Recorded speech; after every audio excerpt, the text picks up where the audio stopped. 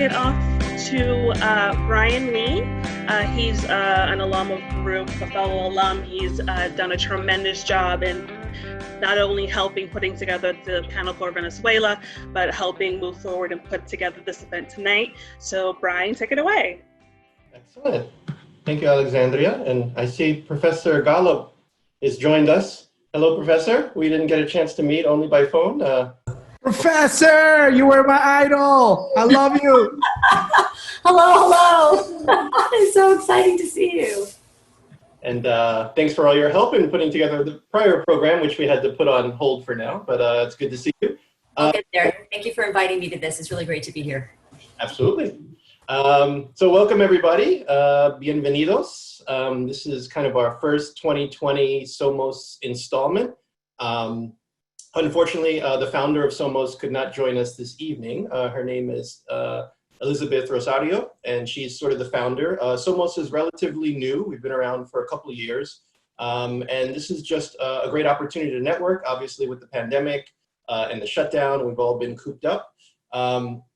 And we sort of roundtabled what would be a great idea that we can do virtually. And one of the early ideas was a happy hour, like we've done in the past, except this one was going to be a little different, where some of our very own Baruch alums were going to present on drinks from various countries of Latin America. So the theme here, these are all Latin American cocktails presented by Baruch alums, as well as friends of Baruch alums. So very excited to have you. We had a great turnout. Obviously, people will be joining us in progress here. And we're going to start with Andrea, who's presenting. And I've got my Brazilian shirt here. So Andrea is from Brazil, and she's going to present our first cocktail. And we're sort of going to go around the horn. If you have questions, put them in the group chat, and Alexandria can kind of filter questions as we go through it. I have already started with my Presidente beer here. So hopefully everyone's got a drink, or we'll be making a drink very shortly here. So over to Andrea, and welcome, everybody. Hi, everyone. Thanks for having me here. I'm Andrea Charniak. I am from Brazil. I grew up in Rio de Janeiro, and I moved to the US in '86. I went to Baruch for my MBA, and I graduated in 1992 in international business. And I've always been living in New York. I have been working in the financial market since '87. So I'm here today to talk to you and show you how to make a caipirinha. Caipirinha is the national Brazilian drink. So first, about the name caipirinha. Caipirinha is diminutive for caipira. In Portuguese, which is the language we speak in Brazil, we use a lot of inha or inho in the end of a word, which is the diminutive of that word. And that's just a sweet, caring way that Brazilians have to call people or things or places. So this is caipirinha. And the original word, which is caipira, means a countryside person, a person from the countryside. So caipirinha is the drink of countryside people in Brazil, and it is the most popular drink in Brazil now. So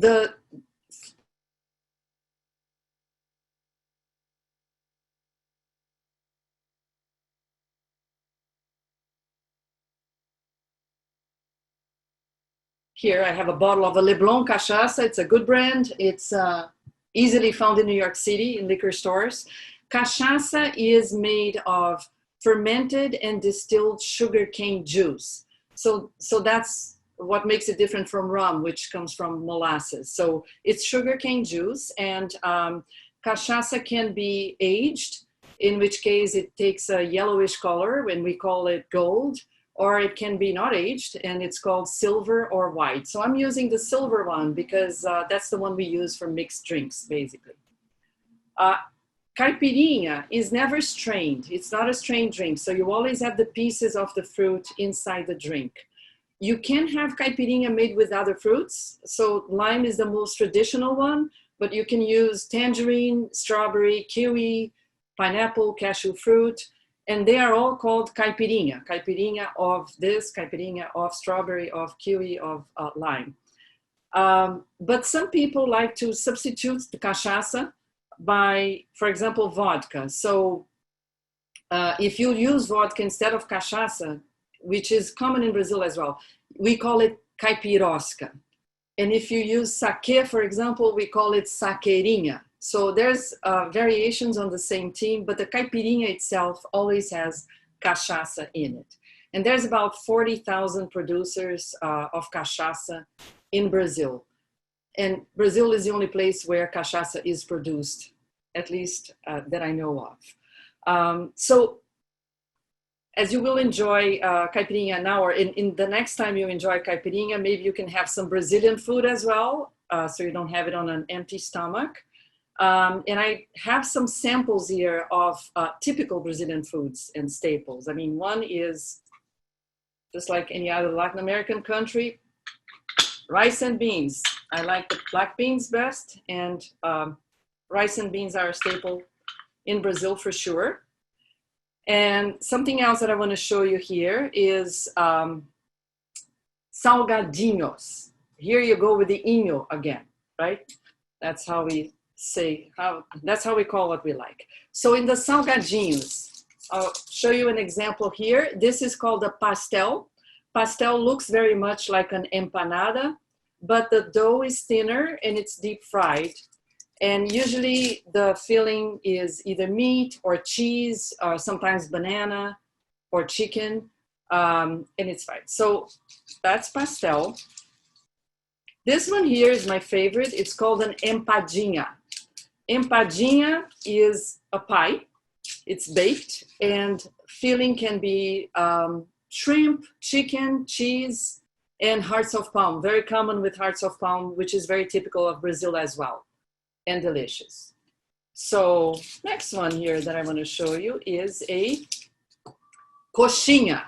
Coxinha is made of chicken. It's basically shredded chicken inside with spices, a lot of dough, and either deep fried or baked in the oven. And the most typical really is cheese bread, pão de queijo, we call it. Cheese bread is eaten for breakfast, for snacks, as an appetizer. And cheese bread you can usually find frozen in supermarkets that have some Latin American products, in New York at least. So after you have your food, your caipirinha, you enjoy some conversation with friends and everything, maybe you need some sweets.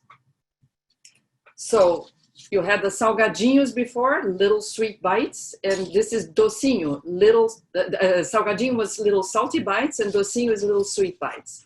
So this is an example of the most typical sweet bite in Brazil, which is called a brigadeiro. A direct translation would be brigadier. It is made with condensed milk and chocolate. Here it is. We have it in every single birthday, every celebration, and it's delicious. This one is called beijinho. Beijinho, translation is little kiss. Little kiss here is made with condensed milk and coconut. And may I say, right now with coronavirus, this little kiss here is the safest type of kiss you can have. So I highly recommend it, it's delicious. And if you don't want to have any alcoholic beverage, but you're in a group having caipirinha, this is a Brazilian soft drink called Guaraná. Guaraná is a plant in Brazil. And I also think we only have Guaraná in Brazil. Anyway, so now on to making the drink, caipirinha.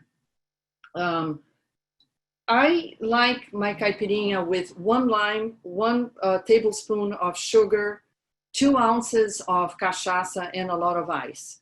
But the sugar, the balance between sugar and lime really depends on your taste. You may want it tart or not tart, so you can vary. It's not a set in stone recipe. So I'm gonna start with getting my lime here, good lime.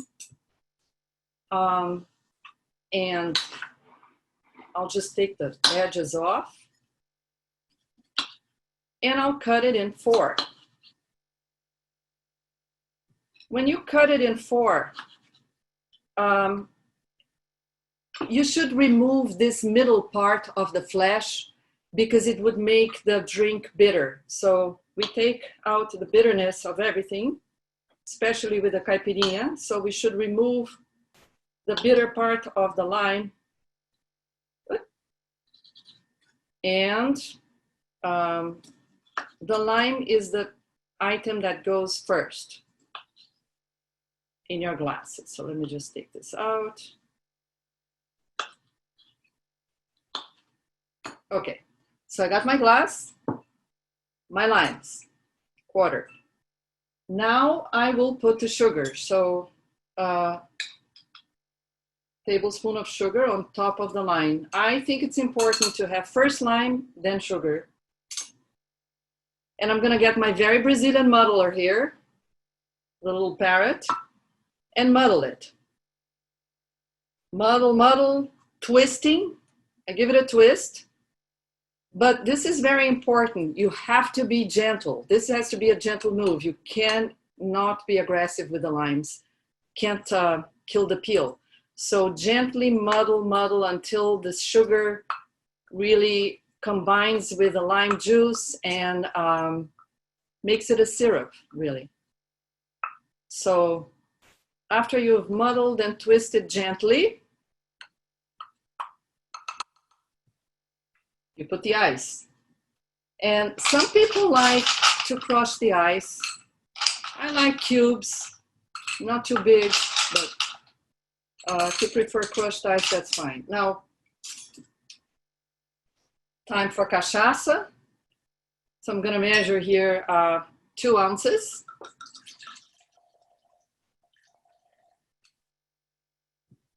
I got my 2 ounces of cachaça and pour it on top. Now, some bartenders like to shake it. I don't. I like to mix it. So, got my spoon here, and now we mix very well.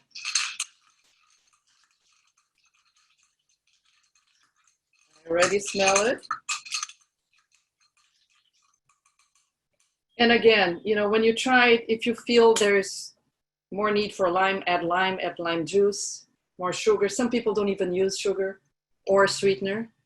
And our drink is ready. So we say saúde in Portuguese when we toast. Saúde means health, means salud. So saúde, thank you for joining me and for having me share with you the caipirinha recipe.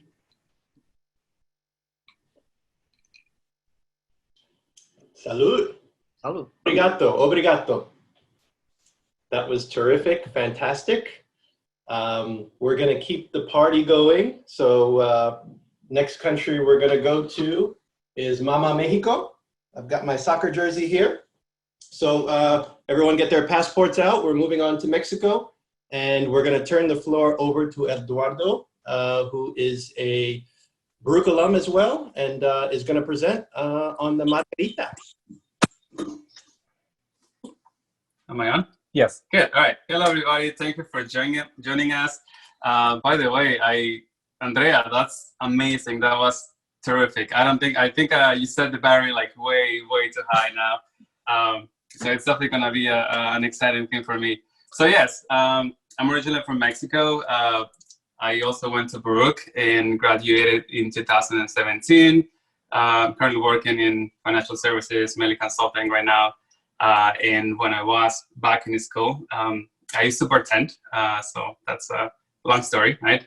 I guess somehow I had to pay my tuition, right? But so yeah, so I was bartending. I know a few things. I'm a little rusty, I should say, but here we go. So yeah, we want to make margarita, and I know there is a lot of variations nowadays, as Andrea was mentioning about the caipirinha. So I think in Mexico City, when we think about the margarita, we think more about the paloma, which is mainly just tequila, and we add some grapefruit soda. We call it squirt. And then we just use salt on the rim. Here in the US, I think the standard margarita is a little bit more famous, yeah, it's definitely more popular, right? And I should say that there is lots and lots of variations, right? As Andrea was mentioning, I think you can always customize your drink and then make it on different ways, right? Some people really use different things to do it. So if I can say, mainly the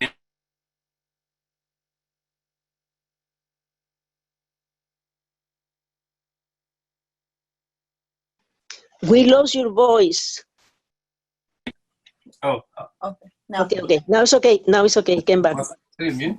Yeah, now it's okay. Okay. Oh, okay. Yes. So mainly we use silver tequila for the margarita, right? So that's the basic ingredient, right? And then if you think about tequila, I'd say distilled liquor coming from Jalisco, Mexico. Of course, just for denomination of origin, it has to be produced and it has to be distilled and bottled in Jalisco, which is a small town. I mean, in Tequila, which is a small town in Jalisco, Mexico, right? Similar to Scotch per se, right? It has to come from Scotland, or Irish, from Irish whiskey, which needs to come from Ireland, right? We also use an orange liquor, and then for that one, you can really use just any orange liquor, right? We just got these because that's the only triple sec that I saw on the store. So yeah, it's an orange liquor. Commonly, like people usually just say triple sec. If you want to make some sort of a more premium margarita, you can absolutely use another one, which is called Conchu, and then kind of says that you're doing something more kind of better in quality, if you want to say it or see it that way. Cool. Then we use some simple syrup, which is pretty much just sugar diluted in hot water. So we use like 1-to-1 ratio. So 1 cup of hot water, 1 cup of regular sugar, heat it up, mix it up, dissolve it, and then just let it cool. And that's pretty much what simple syrup is all. All right, so I think that's pretty much it. Honestly, I do prefer to use fresh squeezed lime juice. I think it just adds like a different taste to the margarita, and it just tastes like way better, I should say. All right, so let's do it. Here we go. Sorry about the sound.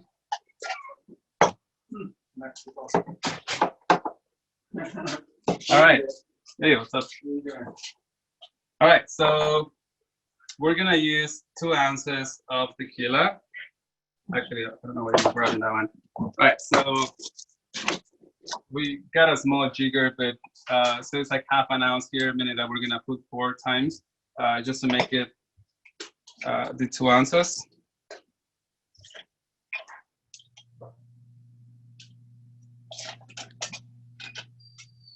Next time we're gonna try to use, I don't have a jigger anymore, so the Katia got this and it's really good.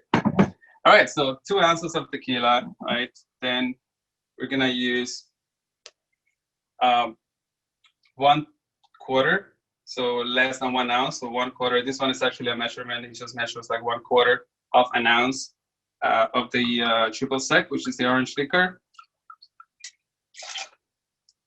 All right.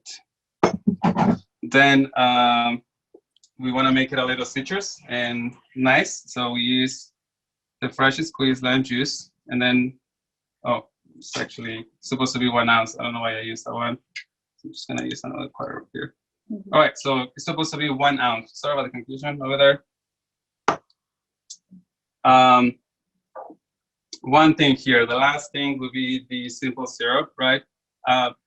It's mainly a preference how much sugar you want to use. Personally, I use 3/4 actually of sugar. If you want to make it a little less sweet, and so it just feels a little bit more citrus, you can absolutely use just like half an ounce of the sugar. Some people usually say, can I have a skinny margarita, right? And it just means that you don't really add sugar. You just add a little bit of triple sec, and if you want, you don't even have to add triple sec. Personally, I do, and just no sugar, and then you can just call that a skinny margarita, right? Because it's not really having like a lot of sugar, right? So yeah, we're gonna use 3/4 of the sugar. All right, and I think that that should be fine. So for the margarita, it's usually shaken, right? At least for the one that we serve on the rocks. Nowadays, there is frozen margaritas. You can also serve it straight up, meaning that you stir it. That you strain all the liquid that you shake it, and then you just put it on a coupe glass. But first, let me just get my glass ready. So what I do is I shake whatever I have mixed over here, and I personally like to use fresh ice. So also we love our salt, right? We love salt on the margarita, right? So personally, I just like putting like one side of salt, the other one just leave it as it is. Okay, this one just got frozen. Okay. Right, so let's have our ice ready whenever we finish shaking, right? Not really any preference when it comes to like the time shaking. I think about 10-15 seconds should be okay, right? It kind of depends if you want to like more water it down. If you want to dilute more ice, you definitely shake longer. If you want to just have it a little bit more less diluted, by all means just shake a little bit, right?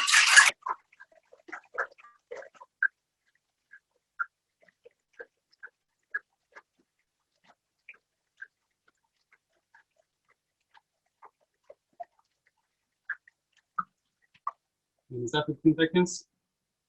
Okay. Not that good counting. So, all right. So, and then we just pour into our fresh ice.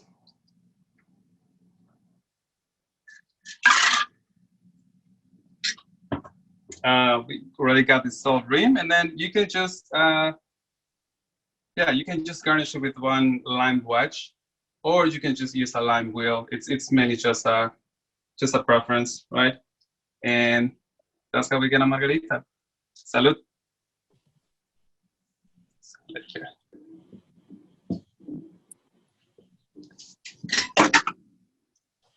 Excellent. That was fantastic. Gracias, Eduardo.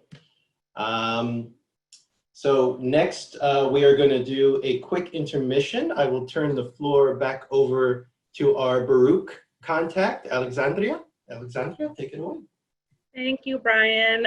So yes, we're having a very quick trivia portion, but before that, I just want to let you know more about the SOMOS group. So it was founded in 2019 by Elizabeth Rosario that Brian mentioned earlier this evening. And it's really a group that aims to create a network between Latinx and Hispanic Baruch alumni through social and cultural events like this one. So now that we're in kind of a new environment, let us know what kind of events you'd like to see moving forward. We, I think in the chat suggestions, Brian suggested a cooking class. So, you know, if you have any other ideas, let us know. Now let's get on to the trivia, right? So just a quick trivia poll. Okay, so we're gonna launch, let me read the question first and you'll have 30 seconds to answer. So what is the Spanish-speaking country with the smallest population? 30 seconds ticking away. Put in your answers. Okay.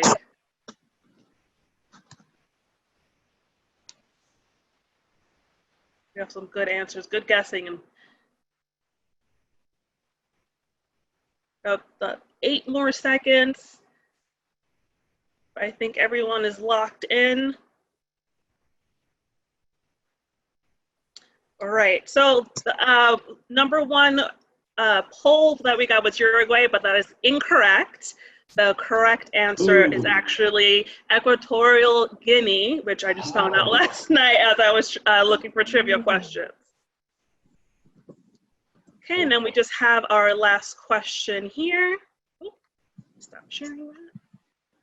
Okay, and this one is just a bartending trivia question. So how can you estimate the proof of a liquor? 30 seconds on the clock.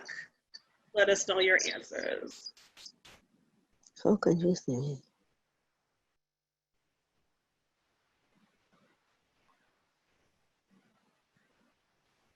No sé, fíjate que no.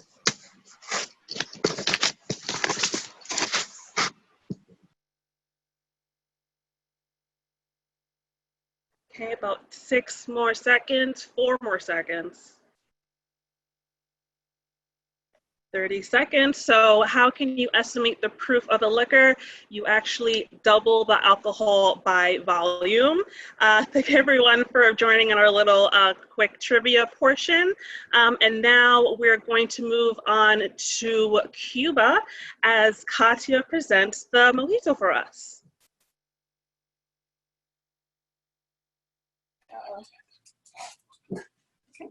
Hi guys, good afternoon. Thank you for making part of this event. My name is Katia. I'm from Peru. I'm sorry for our dog. He's a little excited. We have some company here. So I'm actually with two of the guys from the team, from the organization, with Nelson and Eduardo, who just presented a margarita. So I'm actually gonna get some taste of the good margarita here. I went to Baruch and graduated. We can't see you. Oh no, it's working. Okay, so I graduated in 2018, so not long ago, and I got the pleasure to meet some of you in the last event we had, I think a couple of months ago. And today I will be presenting the mojito drink, which is actually not my strong drink, but I'll try my best. So you probably know the mojito is well known from a Cuban drink. It's actually a very refreshing drink, very minty, very easy to eat, to drink. I did a little research, not much. There's actually 2 facts about the mojito, that it was very famous in Cuba to curb the illness. And also that mojo, it's an African word that it means magic, which I'm pretty sure you know that after a couple of mojitos, you could feel the magic of the drinks. So no further ado, I'm going to start.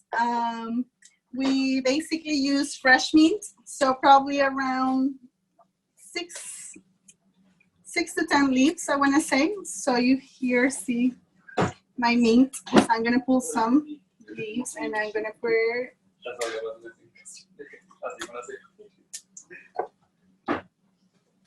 So after that, let me just pull a little more. It depends on how minty you want. This mint actually smells really good. So I have basically around 8 leaves here. We also use simple syrup.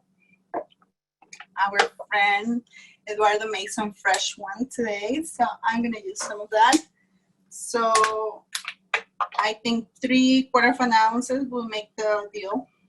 So I'm gonna pour that into the beans. And 1 ounce of fresh lime juice.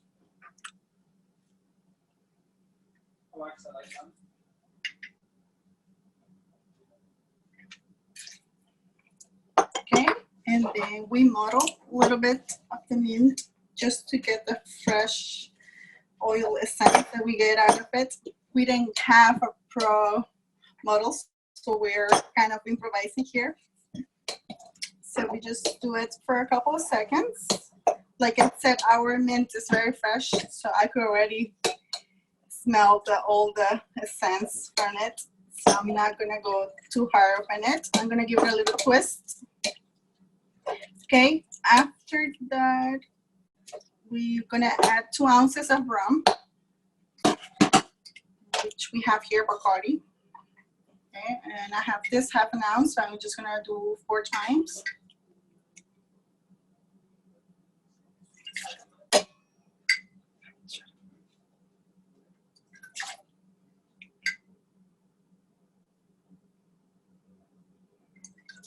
Oh, maybe I should say that I was a bartender for a little bit while I was in school.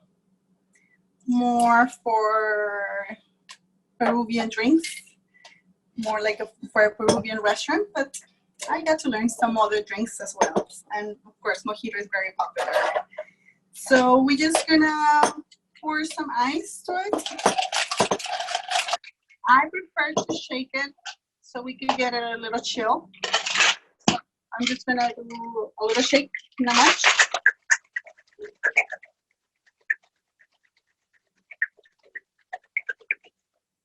Maybe 10 seconds will do it.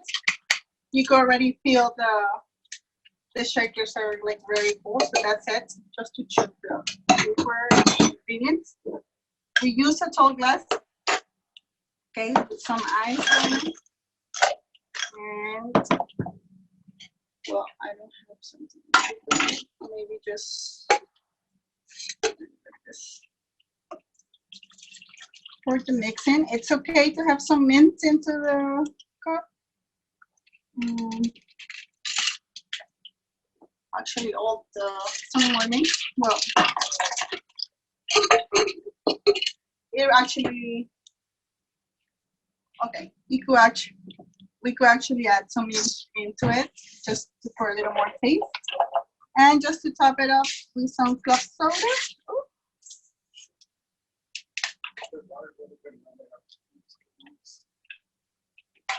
Okay, and we're gonna have a lemon wedge to garnish it.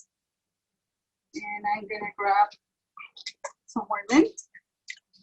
And here we have a mojito. Cheers, salud. Salud. Thank you for that mojito lesson. Hopefully everybody's got a drink in their hand. We have one more drink to make, and I do have a soccer jersey for this country. Get your passports ready. We're going to Peru. So next up is our good friend Edu, who is from Peru, who is a Baruch alum as well, and will be teaching us how to make a pisco sour, which is a complex drink. So hopefully everyone's still sober and can pay attention for what will be a very fun lesson in how to make a pisco sour. So over to Edu. Welcome guys, how are you? My name is Eduardo Martinez. I graduated from Baruch twice. I have my bachelor's in international marketing in 2004, and then I graduated from my MBA in marketing in 2009. And very happy to be here. I've been practicing, so I have already 2 pisco sours in my blood. So it's gonna be, I hope I don't forget about the ingredients. But you know, pisco has a very, very interesting story.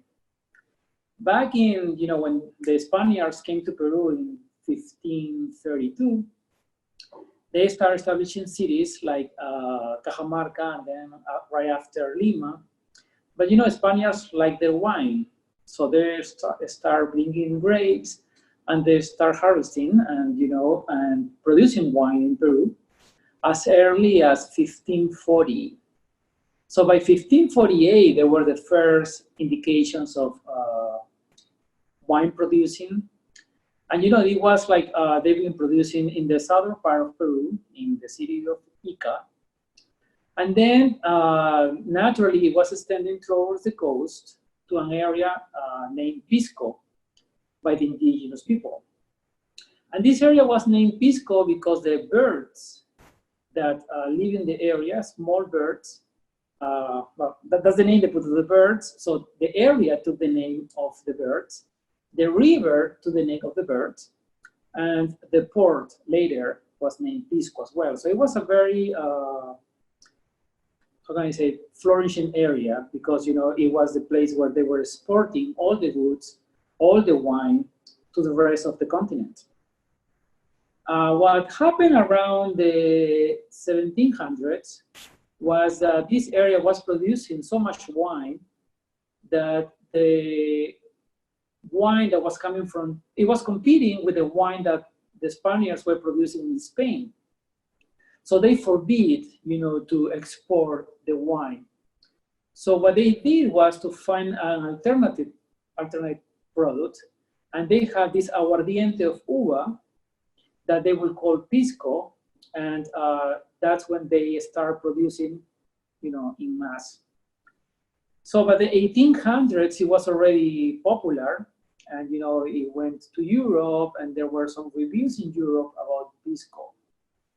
There's some controversy with Chile because they were the ones who patented the name. They gave the country designation they had the country designation for pisco, but that was because in 1937 they changed the name to a small town and they put it Pisco, and that's how they have the country designation. But I leave it just to you to imagine where the Pisco is really from. But even earlier than that, in a small hotel in downtown Lima called the Mauri Hotel, the bartender made a variation from the whiskey sour, and it made, with it added ingredients from Peru and created, in theory, the pisco sour. But that's what they say. We're not really sure, but they attribute to this bartender in this small hotel the recipe for pisco sour. So that's a little bit of story. I don't want to create controversies, but it's our national drink, and so pisco sour. Most of us make it in a blender, so I have my blender right here. So you can have the right flavors. So we're gonna make it. I got a brand new bottle of pisco. You can find it in more liquor stores, and most liquor stores in New York. You shouldn't pay more than $16 for one bottle. So let's open here. The variety of grape that we have is the Quebranta grape, which is supposed to be the best. So, the expert says it's the best. For me, it's delicious, but you just don't know. I'm gonna open it. I'm gonna smell it. Ooh, it smells delicious. So we're gonna prepare the pisco sour. We're gonna get 4 ounces. We're gonna make the drinks for 2 people. So we're gonna get 4 ounces. So we're gonna put this twice. So 1, and then the second one. So that's 4 ounces. And let's close this for relaxing. And then we're gonna go to this magical ingredient, the lime. I already squeezed it. I squeezed around 4 limes, but we're gonna get 2 ounces of limes. So it should be around 3 limes. Just, you can make the calculations. What happens with pisco sour is that you always have to try when you make it, because sometimes the taste or the bitterness, acidity of the lime might differ. So you really depend on how how are the limes. One controversial but yet delicious ingredient is the egg whites. If you're vegan or you're just allergic or you just can't have it, you can have a vegetarian variety. But we're gonna use the real egg white. So we crack the egg and we hold the biggest half, letting the egg white come down. And we're gonna pass from one side of the egg to the other, and we're gonna let just the egg white come down. So that's it. It was perfect. Just the egg white came down. And my secret is also to add a few ice cubes, so that it will be on the right temperature. So I hope I'm not forgetting any ingredients. Sometimes that happens. So let's put it on the blender. It will be just 1 second.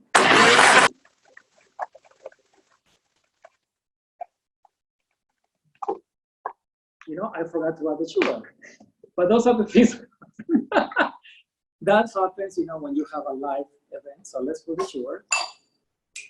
You can also use syrup, but sometimes it's hard to get it. So sugar is a very, very good substitute.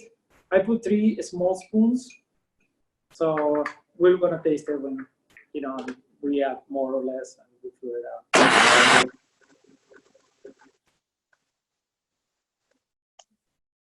All right. So let's taste it first. Let's see.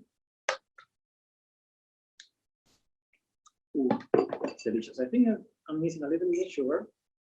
I'm gonna put one more. The acidity of the lime was strong. Gonna add one more cube, ice cube.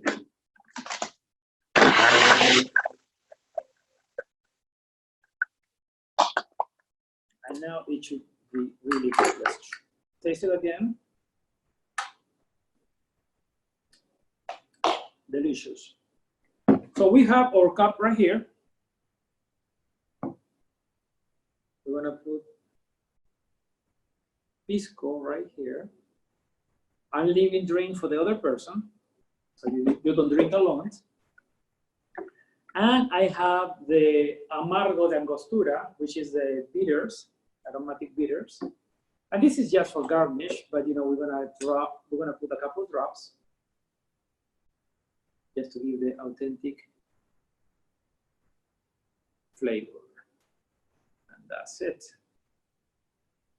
So we have our pisco sour right here, the same way they made it back in the 30s in Hotel Maui. I'm gonna give you a closer view.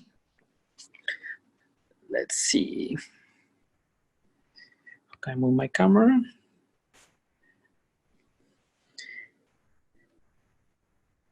That's my pisco sour. I hope you guys enjoy it. Thank you so much for joining in this amazing session. I'm gonna cheers for you, and I'm gonna have one more drink in a few more minutes. Thank you so much. Cheers. Salud. Salud. Gracias, Edu.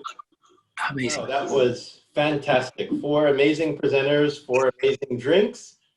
Super fun, and everyone's got a glass in their hand, and obviously wish we could do this in person, but you know, given the circumstances and everything that's going on, this was a great opportunity to connect with Baruch alums. SOMOS continues to do new programming, so if you have any ideas on what we can do for our next Zoom, put them in the comments section. We'll take that under consideration. If there's any questions for any of the presenters, again, put those in the comments section, and Alexandria can ask the presenters if anyone has any questions, any suggestions for future programs. Certainly it's great to see everybody, and you know, given the great turnout, I think we'll certainly plan to do something again in the near future. But it's great to see so many people, so many Baruch alums. Baruch does a fantastic job with alumni engagement, so certainly encourage everybody to look out for any emails. I know several people in this group are a part of the EOC, part of the volunteering organizations. There's so much good stuff, and it's such a great campus to come back to. So good to see that everyone's doing well, and certainly thank you to the speakers today for presenting. There was a lot of preparation behind this to present, and getting the ingredients and the glasses, and Edu even got a haircut for everybody today. Appreciate it. I'm not seeing any questions, but a lot of praise for our presenters. You guys are great. I think this was a fun night. It was, guys. Cheers. Salud. So thank you again to everyone for joining us this evening. And we look forward to seeing you on Zoom in the future. Thanks for arranging. Great job, guys. Thank you, everybody. Enjoy the weekend. Thanks, everyone. Bye. Ciao, Bye. ciao. Great weekend. Bye. Bye, team. Bye, guys. Thank you. Salud. Thank you, Alexandria. Thank you. Bye. You're gonna say we're not buying social distancing.